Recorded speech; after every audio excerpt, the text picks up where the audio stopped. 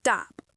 Before you decide I'm the bad guy, just listen because I had $15,000 and I refused to lend a single dollar of it to my husband's brother. My husband, Mark, called me a lot of things that night.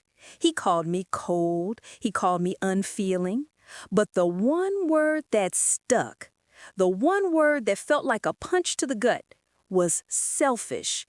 He had no idea. He had absolutely no idea that refusing to lend that money was the most unselfish thing I had ever done for our future. And when I finally told him the truth, the silence that followed was louder than any fight we'd ever had. This is the story of how $15,000 almost ended my marriage and how my secret saved us both. Tonight, I'm going to walk you through 3 things. You need to know the full story to understand why I did what I did. First, I'll take you back to the dinner table, the moment my brother-in-law Jake made the request, and why every single alarm bell in my head screamed danger. You need to know Jake's past so you can understand the risk. Second, we'll go through the brutal, messy fight with Mark, where he threw that word selfish in my face. I'll share the thoughts I had to keep hidden, the reasons I couldn't just say yes. This is where the tension hits the roof. And finally, I'm going to tell you the real reason I had that money, where it actually came from, and why it was already spent before Jake even opened his mouth. This is the truth, the secret I had been keeping from my husband for over 6 months. Trust me, you won't see this one coming. It was a Tuesday, pizza night. Everything felt normal until Jake walked through the door. Jake is Mark's older brother, 38 years old, full of big ideas and absolutely zero follow-through. Look, I love him. He's family. But if Jake had a theme song, it would be the sound of a balloon popping. Lots of noise, then nothing. He's tried to be an inventor, a motivational speaker, and once a person who sold high-end dog treats with names like Fido's Fancy Fricassee. They tasted like burnt oatmeal. All of them failed, and every single failure cost him or someone else a lot of money. Tonight, he was wearing a suit, an actual suit. He waited until after the second slice of pepperoni. He put down his fork, took a deep breath, and said, "I need to talk business." Mark looked proud.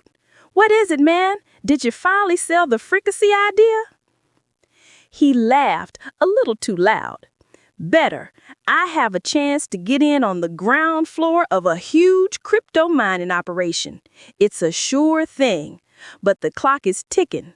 I need a short-term cash injection for the final partnership fee, $15,000. Mark immediately got that excited, protective brother look. He looked over at me, his eyes full of hope. He wasn't asking me, he was waiting for me to jump in and offer. My mind raced. $15,000. It's a lot of money. And for Jake, that money would be the first piece of a fallen domino chain. I had seen this before. Once, he needed money for his rent, which became a pattern. Another time, he borrowed money for a business that never even got off the ground. That money was never paid back. It didn't matter. It was only a couple thousand, but this was 15. But here's the thing. This wasn't just my money. And this wasn't just any $15,000. This was the most important $15,000 I had ever saved in my life. And I had saved it without Mark even knowing. The truth of that money was sitting on my chest like a ton of bricks. I took a sip of water. I looked Jake straight in the eye, trying to make it easy for Mark. "Jake," I said gently, "that sounds really exciting, but a crypto mining operation? That's a huge gamble. What's the plan if it doesn't work out? He waved his hand, dismissing my question. It's not a gamble, Sarah. It's calculated risk. We have a solid business plan, a team of smart people. We just need the final fee for the service space. It's a 2-month return on investment, guaranteed. Guaranteed by who? I asked. Jake's face hardened a little. By me, by my word. I'm asking my brother for a loan, Sarah. Our money is your money, right? That's when Mark finally spoke up. Of course it is, Jake. We're family, and he's good for it. Sarah, he just needs a little jump start. I knew I couldn't let it happen. I thought about the lessons I had learned from other people's stories of family businesses ruined by con men and incompetence, of relationships destroyed because one partner couldn't say yes to a request they knew was going to end badly. The money would be gone, and it would create a permanent scar on our relationship. I looked at Mark, trying to signal everything with my eyes. Later. Talk later. He didn't get it. He just saw his wife being difficult. Mark, I love Jake, but we can't do this. Mark's smile vanished. What was that? You just humiliated him. My brother. He was finally trying to pull himself up, and you cut him off at the knees. Mark, stop, I pleaded. He's been trying to pull himself up for 10 years. Every single one of his attempts has cost us stress and has cost him or us money that never came back. $15,000 on a crypto mining operation. That's not an investment. That's a lottery ticket with a family debt attached to it. It's not your money to decide, he shouted. We talk about everything. Why wouldn't you just say yes? Because you know what happens, Mark. You're just blinded by the brother part. Jake is great, but he's terrible with money. We both know that money is as good as gone. And it's not just an emergency fund. It's more than that. He ignored me, paced in the living room, running his hands through his hair. This was the moment, the peak of the conflict. I could feel the heat rising in the room. In my head, I was screaming at him, if you only knew the real story of that money, if you knew the sacrifice I made, the secret I carried, you would never look at me this way. But I couldn't tell him, not yet. I was still carrying the burden of that secret alone, and I wasn't ready to share the weight of it in a fight. I had to let him get it all out. I had to let him use that word, the one that would make the truth so much more shocking later. You know what, Sarah? He said, finally stopping, his voice dripping with disappointment. You've always been like this about money. Tight, careful, afraid to spend a dollar. It's always our money when we're budgeting. But when it comes to helping my family, it's your money and your decision. He paused, and then he hit me with it, the word. You're selfish, Sarah. You're just purely selfish. The word hung in the air. I flinched, not because I thought it was true, but because I knew how deeply wrong he was and how much pain he was about to feel when he found out the real story. I had prepared for this moment. I just hadn't prepared for the sting. I can't believe you just said that, I whispered, holding back tears. I mean it, he said, his voice flat. My brother needs us. $15,000 is nothing to us. It won't hurt our future, but it will save his. And you're sitting here protecting your little nest egg like some dragon on a pile of gold. You think I'm a dragon? I asked, my voice getting stronger. You think I'm protecting a pile of gold because I love money more than I love your brother? Yes, I do. What else am I supposed to think? Tell me. Give me one good reason. One reason that makes sense why you would risk driving a wedge between us and my family over $15,000 we don't even need right now. He was challenging me. He was demanding the payout. The moment had arrived. The silence stretched out, the longest 5 seconds of my life. I looked at him, right into his eyes, and I let the walls come down. "You want to know why?" I said, my voice quiet but still hard. "You want to know my truth? Fine, I'll tell you the truth about the $15,000. Mark crossed his arms, waiting for some budget number, some silly excuse about a low interest rate. He was ready for a fight about money. He was not ready for the truth. "That $15,000, I started, isn't our emergency fund anymore. I took the full amount out of that account last week. I put it into a special holding account because that money has a new, non-negotiable job." He blinked. You moved it? Why? Without telling me?" "I couldn't tell you because I knew you'd want to use it for Jake. And this is more important than Jake's new business. This is about our family, Mark, the one we're trying to build." I paused, letting the words sink in.